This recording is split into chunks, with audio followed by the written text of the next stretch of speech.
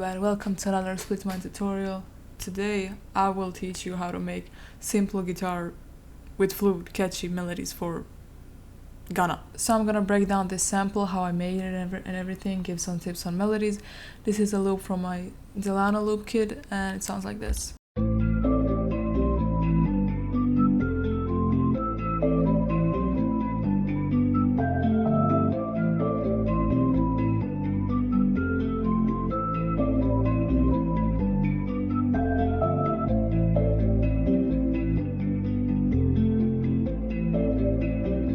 Before I get started, make sure to follow Splitmind and me on social media, listed somewhere on the screen. So yeah, let's get right into it. And now this is an old sample and I didn't use these VSTs that I will tell you right now when I was making this, but really great VSTs. If you don't have money, these are free. What is it called? So Supermassive from Valhalla, that is a reverb and delay and has a lot and it's free. Magic Switch, that's a vintage chorus from Baby Audio. Also another one called Wider, it makes it like more full and more wide. Another one is called Ambience, it's a reverb and it's good because it has a lot of presets that you can go through and mess around with. Okay, so first sound I added is this bell from Bass Ones and Pilgrim's One Shot Kit. I'm gonna explain everything, but this is how it sounds.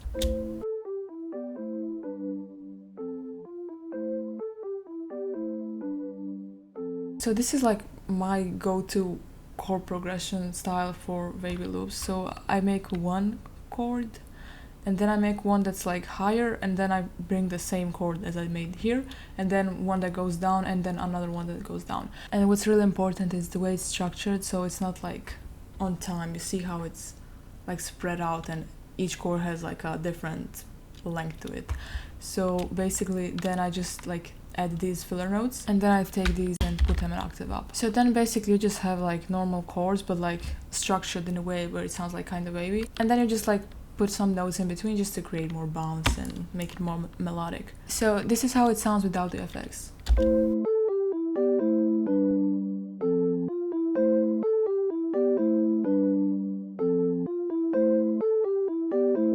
EQ is really important. Don't sleep on the EQ, okay?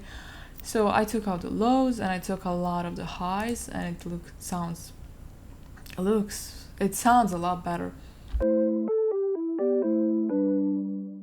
Then I went to Effect Track and I got these ambient at 8 and it's basically a delay, and with it just sounds more ambient. And then I went to RC20 and I put this preset from my RC20 preset bank, dramify.com, and another EQ just to kind of clean it up more. Okay, so now we're getting into the guitar sauce. This is the best plugin you can get for like literally real guitars. So there are a lot of VSTs that make your guitar like each note playable separately, but this one is kind of like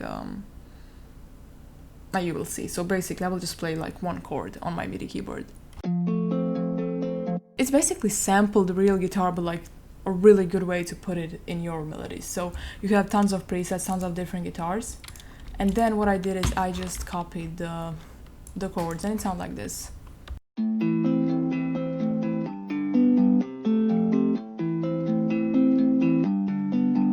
And because this bank is so good, I didn't really add anything to the effects, just EQ to clean it up. This is a Kontakt bank, not a separate VST. So to get this you need to have Kontakt.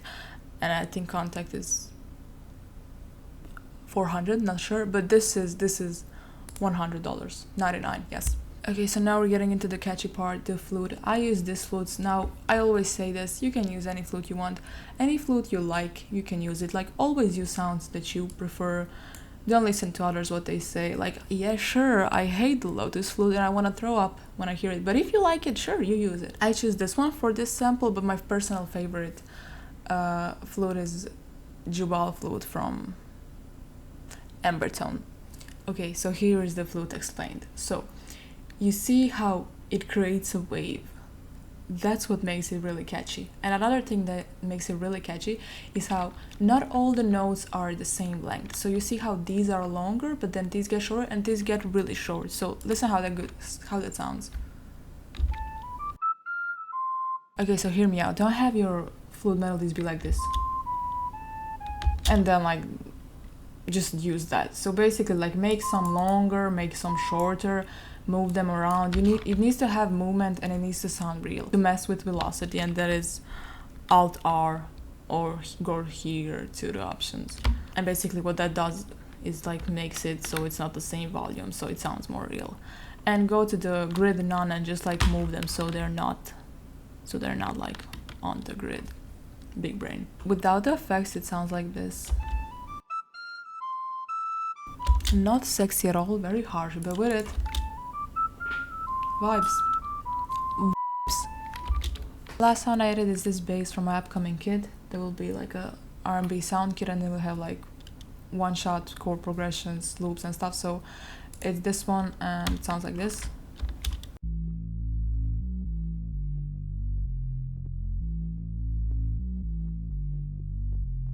It's just following the root notes of the original chords, and that's it, as it should be. So effects, I have this plugin from Arturia, and I have EQ to, guess what, clean it up. So that's pretty much it. It's really simple, and I feel like it should be simple. Okay, I'm gonna talk about arrangement, because I see a lot of smaller producers like not understanding this. But when you send out loops to bigger producers, they get so much loops. They don't have time to listen to each one of them. They like skip it in 2 seconds. If your sample isn't interested in those 2 seconds, maybe 5, they're gonna skip it. So don't arrange your loops in a way where you have like just one sound and then you add up. You can do that if you're a known sample maker and they know you are great. If you're not known for good samples, then put most of the sounds at the beginning, because that way you will like intrigue the listener right away, and you will show that your loop isn't just a boring beginner loop, and it's like more, it's interesting. All right, so oops, sorry. So that's it. Make sure to subscribe to Splitmind, because we are very sexy. Again, thank you for watching. See you in the next one.